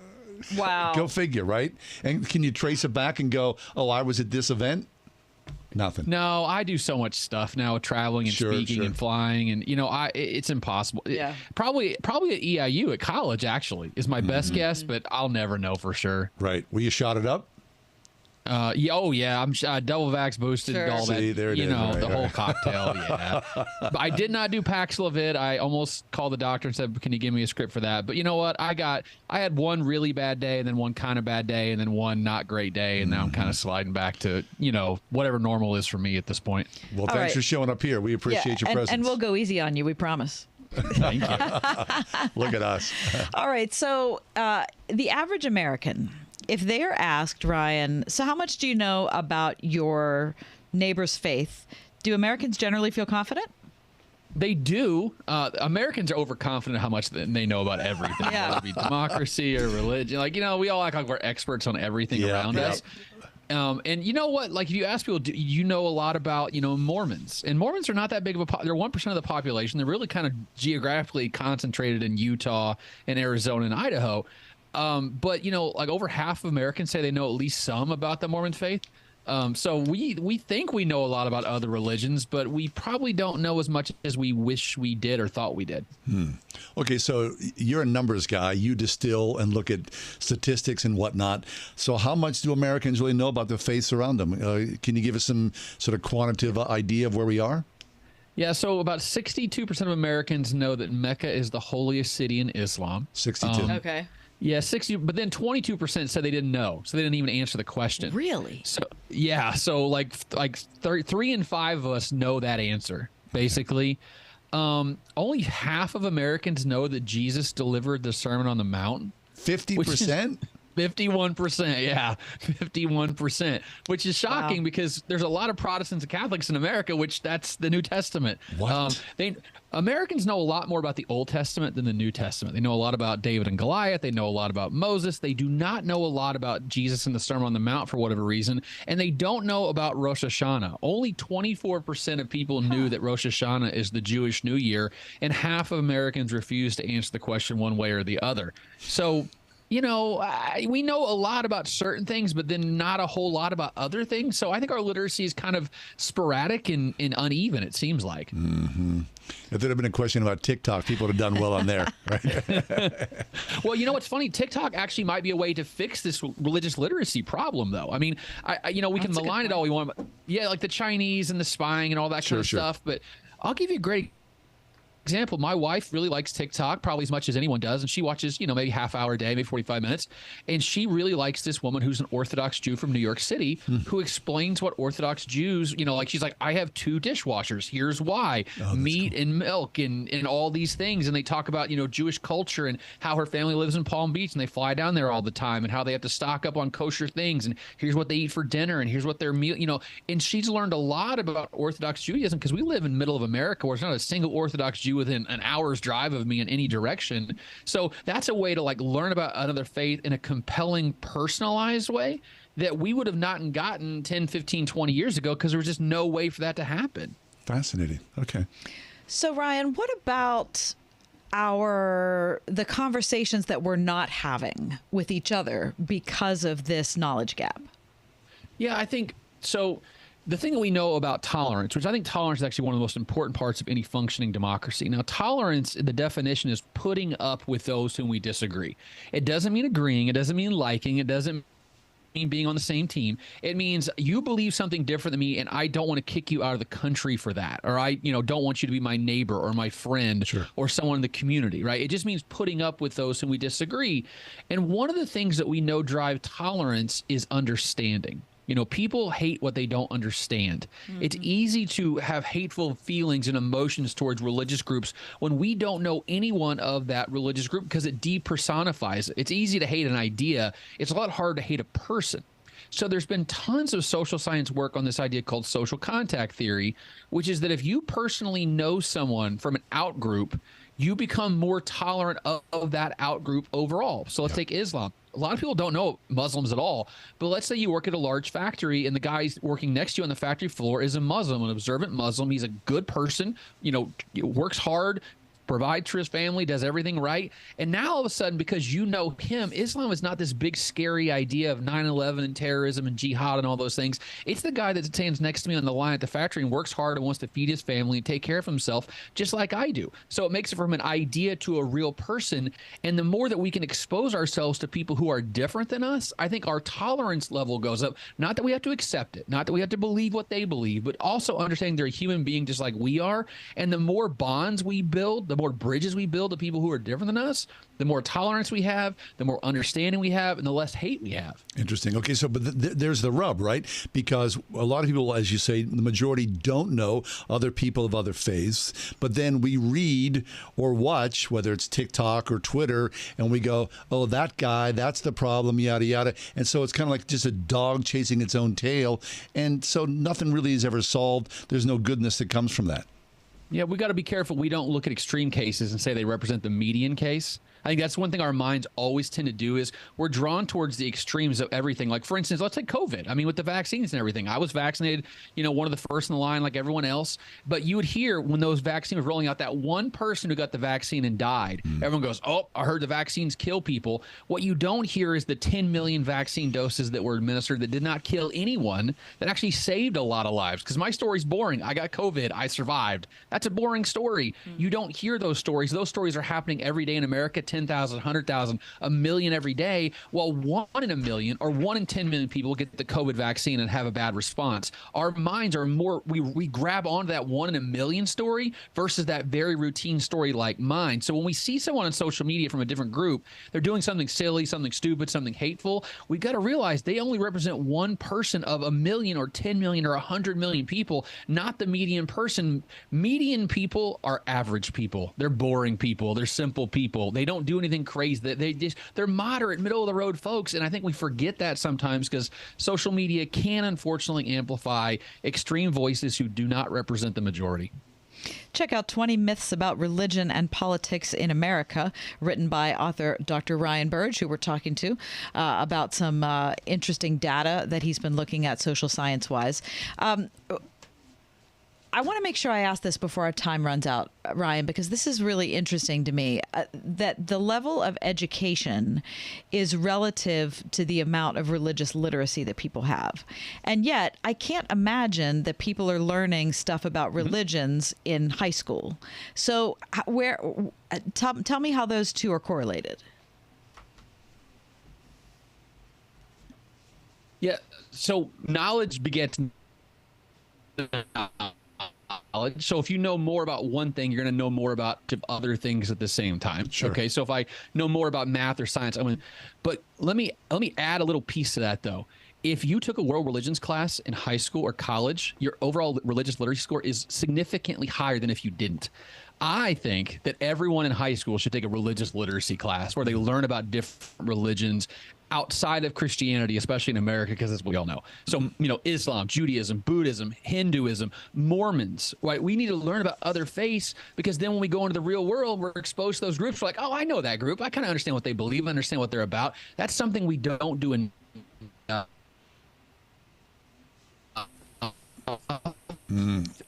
It looks like we were breaking up, Ryan. We lost you. We lost you on Zoom. And I really think that should be part of the core curriculum in high schools across America. Very good.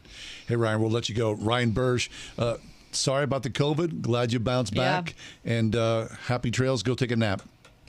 Thanks, everybody. Have a good one. Thank Good you. to talk to you, Ryan. Ryan Burge, 20 myths about religion and politics in America. It's a fascinating look. And also the nuns, where they came from, who they are, where they are going. Ryan Burge. Hey, does this make sense? It's kind of a weird day. Maybe that's next. The notion of vocational calling assumes that there is a caller. And of course, at Grove City College, they know that the caller is the living God. At Grove City, they're committed to helping us pursue God's vision for your life and believe that you will be charged as you find the sense and purpose in the working world. That is at the core of what Grove City does. The caller is there. The faculty, the staff, the students are all involved in that calling. Mm-hmm. So when a student sees that website and reads that, I'm hoping that there's a change, that there's a difference, thinking that there's some force outside my house, my family, my school, who cares about my future, who's invested in my future. Yep. And so even if someone doesn't believe in God, is that a comfort to know that with all the options there are in the world, with all the places that I could go to school, with all the things that I could study, is there somebody who can direct me? And the faculty at Grove City College believe that God is that director. And I've seen through my family faculty members who have helped my kids understand that they're listening to God, the faculty is, my kids are listening to God, and they're working together to pursue a big and bold future. The calling is yours.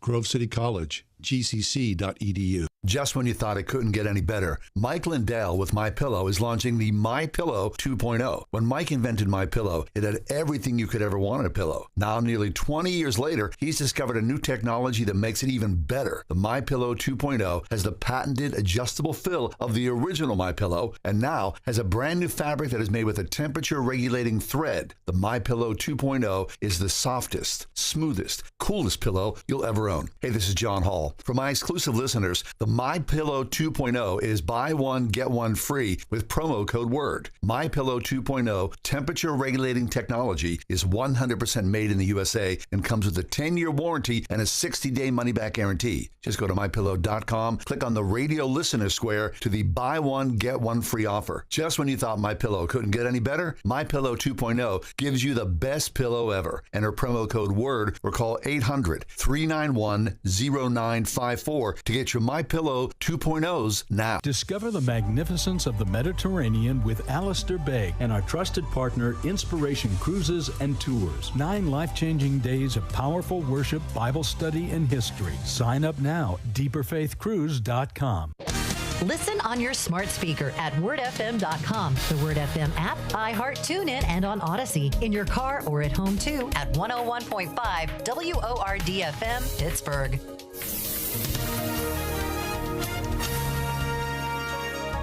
Cloudy and breezy tonight with a heavy thunderstorm early. Otherwise, we'll see a couple of showers around, the low 43. After a cloudy start tomorrow, sunshine returns. Winds will gradually subside. We'll reach a high of 49. Tomorrow night, mainly clear, the low 36. Wednesday will be warm, temperatures approaching near record highs with times of clouds and sunshine. It'll be breezy in the afternoon with a high of 68. With your AccuWeather forecast, I'm Drew Shannon.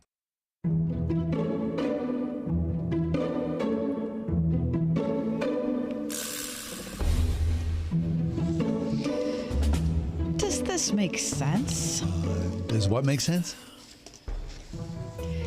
Energy drinks.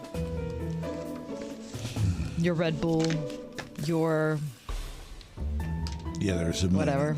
There seems to be another one every time I go into a 7-Eleven. Well, okay, now I know this, that, I didn't sleep well last night.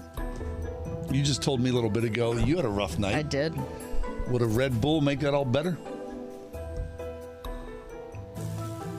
I think it would make it much worse. I do too. Do you really? It would make me all kind of jangly. And still exhausted, but jangly, which is a horrible combo. Yep. And right? kind of cranky and itchy and I know people drink those things. Obviously, there's a lot of money in them. They make now, the only time it made sense to me, I was driving cross country with my brother-in-law, And we were like hours out. It was like 2 a.m. Oh. And he says to me, let's get one of these things. This will take us home. And I was on board. Because you have to. And it did. Right, yeah. It did. So, I mean, in extreme circumstances, I'd say, yeah, they make sense. Yeah. Maybe. I'm not sure how safe they are. But like they have to be bad for you. Yeah, they just your have heart, to be. They have to be bad for you. A regular diet of those? Yeah, I can't imagine. So it doesn't make sense. I don't think that makes sense. All right. So does this make sense? The breakfast sandwich. Oh my gosh. Years ago, I worked a summer factory job. Right outside the factory gates, there was like an old mom and pop, one room, tiny little restaurant. I remember going in there like at 6 a.m. and they made you like a bacon and egg sandwich. Bring it. Oh my gosh. And even to this day, if you're out on the road somewhere and you have like an Egg McMuffin, that sounds pretty good to me too. The only problem with the Egg McMuffin, I always wish it was bigger. Yeah, like two of them. Every single time. Give me 2 McMuffins, please. What? It's such a brilliant idea. So. Uh-huh. And you put, and I know Lexi's going to go with me on this, you put an avocado on that breakfast sandwich. Oh, that'd be fine. With some Canadian bacon. Or some guac on there. Mm-hmm. Little squeeze of lemon juice. So why don't we do like breakfast sandwiches for dinner? Because they're so good and they're fairly easy to make. Maybe I'll do one tonight. Right? Just a breakfast sandwich. Some eggs, some cheese. You got whatever, right? You put it on. And you know what I'm putting on there? Lexi's homemade mayonnaise. Oh, what? You trying that? I love mayonnaise on a breakfast sandwich. Do you put mayo on that? No. You wouldn't? No. What would you put on that? On a breakfast sandwich? Yeah. Hot sauce. Okay. I mean, that'd be good too, but I think mayo would be better. Right. Wait, so Lexi's now, she's got a business. Yeah. Mayo, Lexi's Mayo. 101.5 WORD. In our daily devotional, Alistair Begg talks about how our faith looks even better in the winters of life than in the summers. Start your day with biblical guidance for the seasons of life delivered directly to your inbox with our station's daily devotional email. Alistair is joined by many other ministry leaders. It's amazing how your day can be shaped when you start with God's perspective. Subscribe to any of our devotionals or newsletters at wordfm.com/subscribe. If you have an IRA or 401k, please listen closely. My name is Jason Hansen. I'm a former CIA officer and New York Times bestselling author. Throughout my career, let's just say I've been in some hairy situations. And I believe right now the biggest threat facing Americans is they need to protect their wealth, which is exactly what I'm doing for my wife and 6 kids. And I believe the ultimate safe haven is physical gold and silver. You can protect your hard-earned retirement assets with a tax-free loophole that allows you to convert your retirement into physical gold and silver. The folks I use are Advantage Gold, and believe me, I've investigated the heck out of all types of people. Advantage Gold is the nation's highest rated gold company. They have the best process, pricing, and service. If you want to get your free gold and silver investment kit, please contact Advantage Gold right now, and you'll see how easy it is to protect yourself with precious metals. Call 800-900-8000. That's 800-900-8000. 800-900-8000. Advantage Gold is not an investment advisor or a tax advisor. Consult with your financial advisor before investing. Call 800-900-8000. Businesses don't run on automation or algorithms alone. What powers businesses are your people and the people they serve. At Cintas, your dedicated service reps understand what you need to help you keep your employees feeling safe, comfortable, and performing their best. So your business can too. For workwear, essential cleaning products, first aid and safety supplies, and fire protection services, visit Cintas.com. Oh, I'm ready! And get ready for the workday. Rhema Christian School is a private school in Moon Township serving children in preschool through 8th grade. Recognized for its commitment to a biblically integrated curriculum that nurtures a Christian worldview and academic excellence, Rhema aims to develop the whole child, spiritually, physically, mentally, emotionally, and socially. Rhema is a true community of families who desire to raise up the next generation of godly leaders, also offering programs for homeschool families, accepting enrollment now for the current school year and opening soon for the 2023-24 school year. Visit RhemaChristianschool.org. This is Tim Seckler inviting you to tune in each and every Saturday morning at 9 a.m. right here on Word FM 101.5 for the Life and Legacy Show, sponsored by my law firm, the Seckler Law Firm. Each week, we'll talk about your family's well-being as it relates to elder law, nursing home stays, estate planning, and keeping your hard-earned savings. And if you missed the Life and Legacy Show, you will find it archived at secklerlawfirm.com. See you Saturday morning at 9 a.m. right here on Word FM 101.5 for the Life and Legacy Show.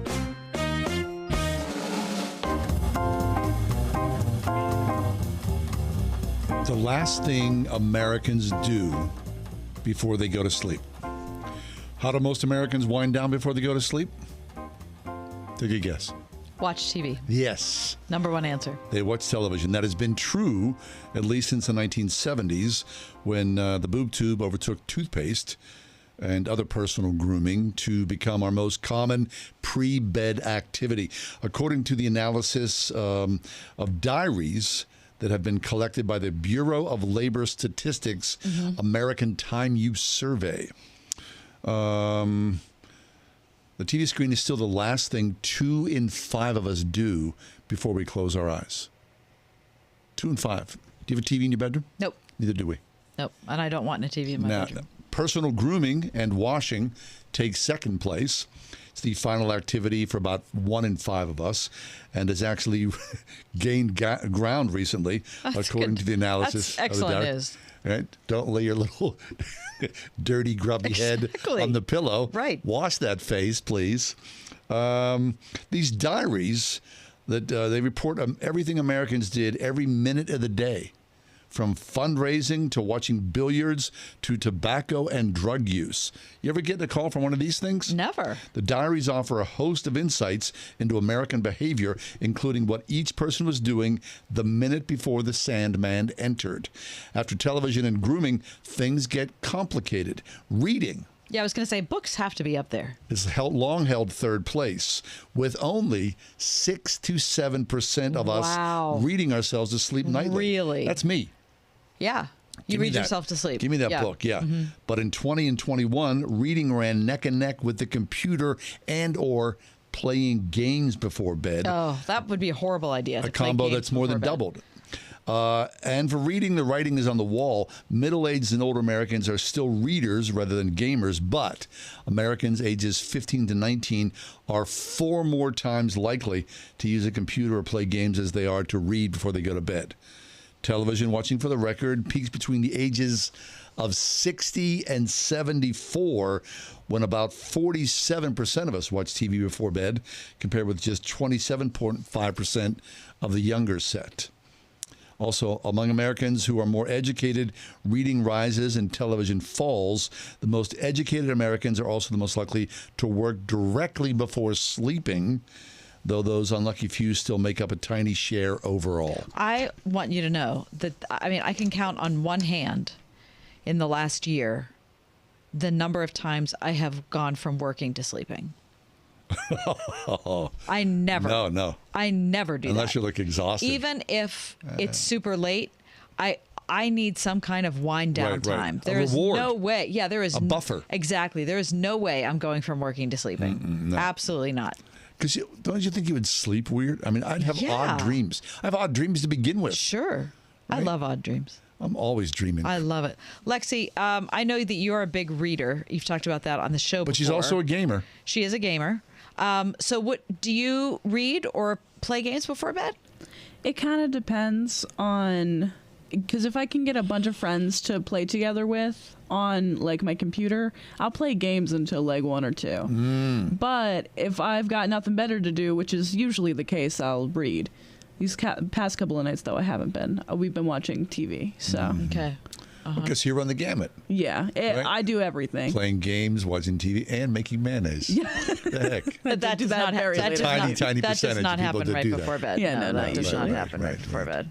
I mean, playing games before bed. Look how active your mind would be. That's what I was thinking. That doesn't bother you, Lex. I kind of prevent some of it by wearing blue light glasses, so kind of blocks out some of the blue light harmfulness, I guess.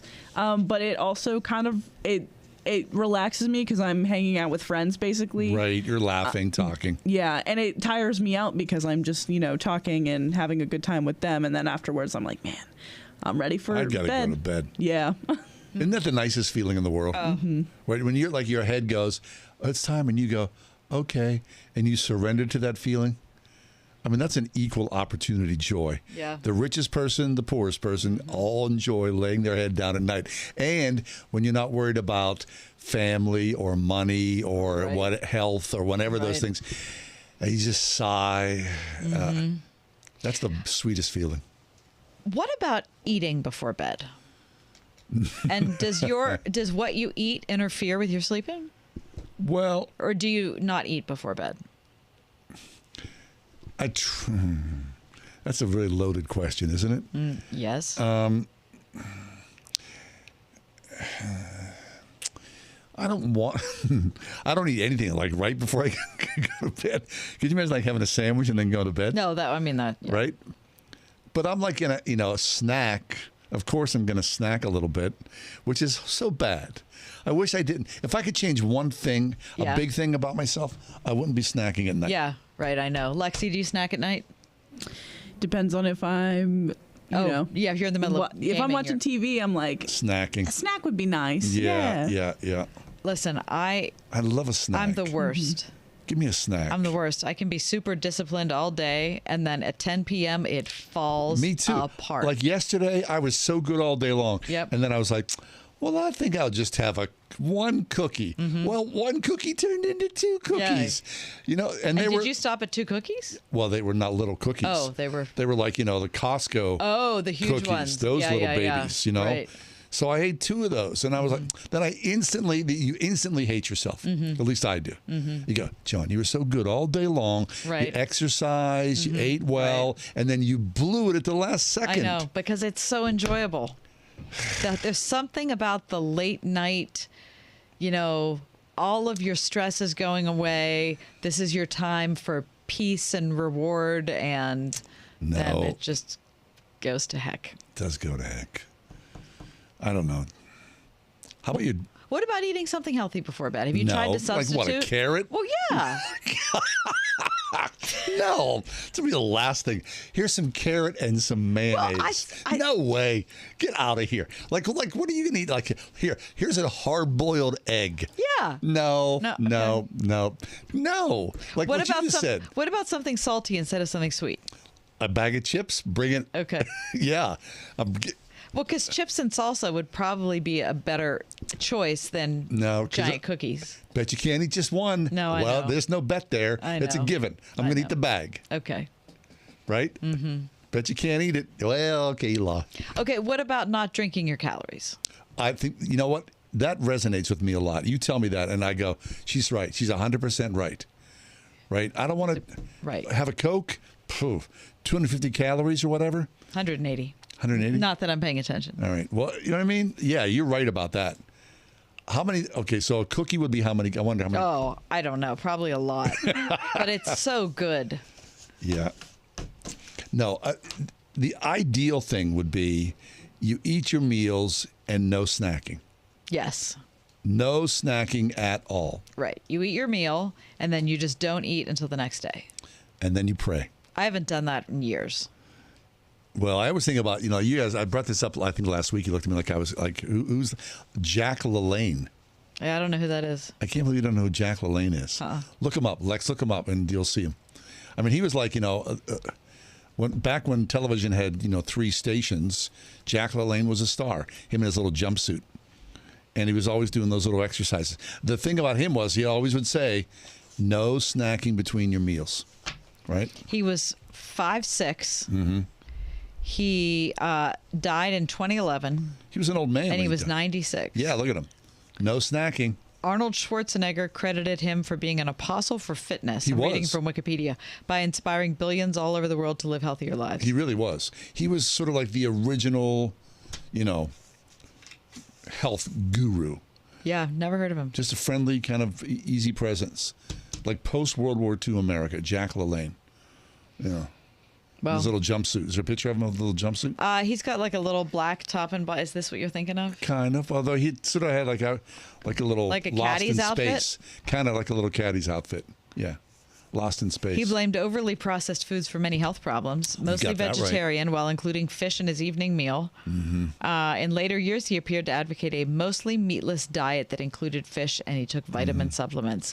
He ate 2 meals a day and avoided snacks. 2 meals a day. So His breakfast, after working out for 2 hours, consisted of hard-boiled egg whites, which is so depressing, a cup of broth, oatmeal with soy milk, and seasonal fruit.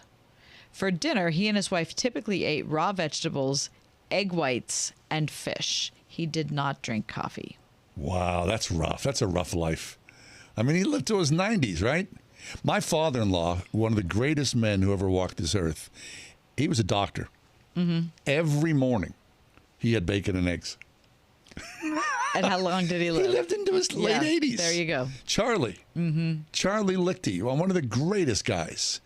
Bacon and eggs and home fries. You'd sit there with him. He'd drink his coffee, have his toast. You know, and he wasn't a chubby guy at all. He was just Charlie. I don't know. Do you think, what Jacqueline's saying, overly processed food, that's the cancer of the day. Yeah, I believe it is. Right? Also, sitting is probably the cancer of the day. Right. Jack LaLanne, again, I'm reading here from Wikipedia, continued his 2-hour workouts into his 90s. 2-hour workout a day. Which also included walking. Gee, I feel good if I get a walk, right? If I'm walking. Are you working out? Not since Christmas. Oh, what happened? I fell off the wagon. So I got to get back on. I actually did a short thing today as a gear up for tomorrow because tomorrow's day one. And it's going to be terrible. Getting back on the horse after, it's really, so really painful. bad. It's so painful. Yep. Yeah, those habits, right? They're easy to get rid of. They are. But then once you do it, but then how about, after you're doing it like 6 weeks and you go, boom. And you feel so much better. I'm crushing this. I'm crushing this. You feel so much better. Right? Okay, what is your favorite, whenever they talk, processed food. If you were going to eat processed food. Because when I was a kid, my favorite snack for me, this is the absolute worst. It's going to be good. I would love this. A Triscuit, a piece of pepperoni, and a big dollop of Cheese Whiz. Oh, my God. Well, I don't think it could be more processed than that. I thought, man, does that taste good or what? It probably does taste good. Cheese Whiz, pepperoni, and a Triscuit. The Triscuit I thought was healthy. Yeah, because it's whole grains. Right. I don't know. I try not to. I really try not to eat processed foods. Yeah. I really try. But my favorite things to eat are things that I've baked. Oh. Like I love to bake cakes.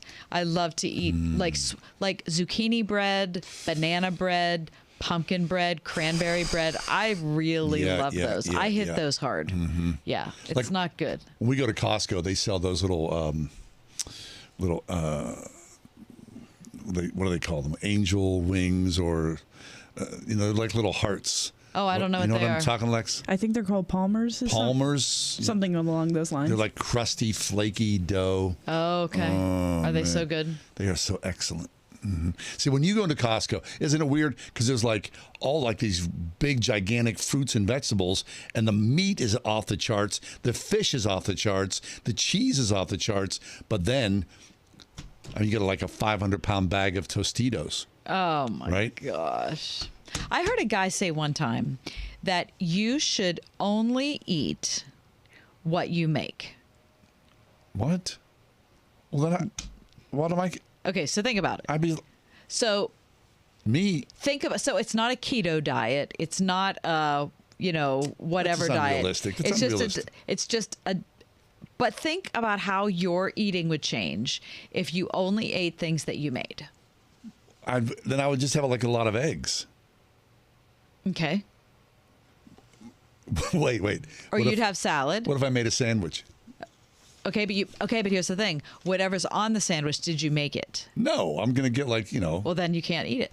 You can only eat what you make. What do you mean? Like peanut butter and jelly? Yeah, you made peanut butter and jelly. Or I'd make my own peanut butter? I'd like to make my own jelly? Right. Oh, come on. Okay, but here's the thing. What he's saying is that if we would make our food, we would burn off calories by making the food. But then my whole day would go by. Well, okay. I'd be all busy making my food. You would be busy making your food. But isn't that an interesting way to think about living? Of course it is. You're not going to eat crackers unless you make crackers, or you're not. If you're going to eat pretzels, you're going to make them. You know what I mean? So you have to put, and of course he also says that you're less likely to eat things because you don't want to make them. Exactly. Like, I don't really want to go to the trouble to make cookies tonight, and so therefore you're not going to eat any. Okay, so think about this. So people talk about, our bodies have changed since the 60s or the 70s. This introduction of plastic into and corn syrup. Right. Like I told you this, my grandfather had this, war book, this ration book from 1943. He was 5'11" and he weighed 140 pounds. That's outrageous. He was probably an average guy for the day. I mean, that is so skinny. I'm not sure that is. Oh, yeah, it is. That's super skinny. When I was in high school, I was 6 feet tall and weighed 175 pounds. Wow. I'm sure a lot of that was muscle. Mm-hmm. Right. But I think that, the processing of and the plastic that all the just the ease with which we can buy, a candy bar, or we can spray cheese or soda or whatever. It's just so easy for us, which is what that guy was trying to get at, is if you can take the ease away from your eating and put it back in your own lap. If I'm going to have soup, I'm going to make it. I'm not going to buy a can of soup. Then you're right. How would you make Cheese Whiz? How do you make that? Good question. Yeah. That's what the internet's for. We're going to take a break. Coming up next, there's talk that Josh Harrison could come back to the Pirates? Well, really? That's just wishful not thinking. Happen. Yeah. Right? Yeah. Is it? Just when you thought it couldn't get any better, Mike Lindell with MyPillow is launching the MyPillow 2.0. When Mike invented MyPillow, it had everything you could ever want in a pillow. Now, nearly 20 years later, he's discovered a new technology that makes it even better. The MyPillow 2.0 has the patented adjustable fill of the original MyPillow, and now has a brand new fabric that is made with a temperature-regulating thread. The MyPillow 2.0 is the softest, smoothest, coolest pillow you'll ever own. Hey, this is John Hall. For my exclusive listeners, the MyPillow 2.0 is buy one, get one free with promo code WORD. MyPillow 2.0 temperature regulating technology is 100% made in the USA and comes with a 10-year warranty and a 60-day money-back guarantee. Just go to MyPillow.com, click on the radio listener square to the buy one, get one free offer. Just when you thought MyPillow couldn't get any better, MyPillow 2.0 gives you the best pillow ever. Enter promo code WORD or call 800-391-0954 to get your MyPillow 2.0 now. Let's be real. Retirement is expensive, and inflation is making it even harder with the cost of everything going up from pet food to a dozen eggs. Wouldn't it be great if the cost of your health care could go down? Well, Medishare 65 Plus is $99 a month for ages 65 to 74. And for many with Medicare Parts A and B, looking at other options, that's 50% or more saved per month. No gimmicks. It's $99 a month, and you can use any Medicare-approved doctor or facility, and you get 24/7 access to telehealth from the convenience of your home. Better yet, Medishare is a Christian nonprofit organization. It's a community that'll pray for you and encourage you. And since we've cut out the middleman, you get to keep the savings. Call now. You can learn more about Medishare 65 Plus. Here's the number: 833-SHARE-55. That's 833-SHARE-55. 833-SHARE-55. 3 people you should be 100% certain about: your barber, your plumber, and your tax pro. Switch to Jackson Hewitt and you can be 100% certain about your taxes. We'll get you your maximum refund guaranteed, and we'll back your return for life. Don't be kind of certain or almost certain. Be 100% certain. Switch to Jackson Hewitt today and get 50% off tax prep. Limited time offer for new clients filing at participating locations. Max value $200. Visit jacksonhewitt.com/50 for terms. Studies show decades of increased taxpayer spending per student has failed to improve educational performance. Can't we do better? Pittsburgh's Christian schools say we can. Right now, local Christian schools are offering half-price tuitions for first-time enrollees, like Rhema Christian School in Moon. If you're looking for a safe environment for kids to learn, where character matters and academic excellence is served by highly qualified teachers, consider Christian education. Visit wordfm.com/tuitions. Spring training's underway. Kath listened to your couple innings today, right? I did. Mm-hmm. Okay, so Andrew McCutcheon's back in the fold, right, on the sort of twilight of his career. Another former Pirate, of which there are multitudinous across the National and American League, appeared today. The Pirates played the Phillies, and J-Hay, Josh Harrison, is now a Philly. Okay. Last year, he was a White Sox. Career. He's had a great career. J-Hay's 35. Okay. Last year, he hit .256 in 119 games with the White Sox. Okay. He played a bunch of second and third, and he still bounced around the field. Okay. So before today's game, J-Hay and Kutch got together, and these guys are like brothers. I mean, they spent I think 9 years together with the Pirates. Okay. And the thought came up, hey, J-Hay, would you come to the Pirates? And he said, count me in. He said, of course, I'm signed to play with the Phillies this year, but if the powers that be, my agent, other clubs, the Pirates, the Phillies, whatnot, if they put us back together again, he said that'd be a great reunion. I would love that more than anything. Oh. Wouldn't that be great? Remember that year he should have gotten National League MVP? Oh, man. Remember that? Yes, I do. He was very, very close. If you say... I just look back so fondly. Jordy Mercer, Pedro Alvarez, Russell Martin. Great team. That whole group, Polanco, Marte, and McCutcheon in the outfield. Great team. Yeah. Okay. So I was talking to a buddy man last night. He said, "Are you excited about this year's team?" I'm always excited when baseball starts. Well, kind of. It's hard to get. They're not going to win anything. No, of course. Right, we're stuck in perpetual. But game number one is all about potential. It's all about optimism. Anybody could win. Anybody could win. I mean, John. opening day for the Pirates this year is on Good Friday. Okay, what about the clock though? The pitcher's clock. Yeah. I don't like the idea of that. Baseball, they always said no clock in baseball. Well, there is now. We'll just speed up the games. The Ride Home with John and Kathy, a production of Salem Media Group.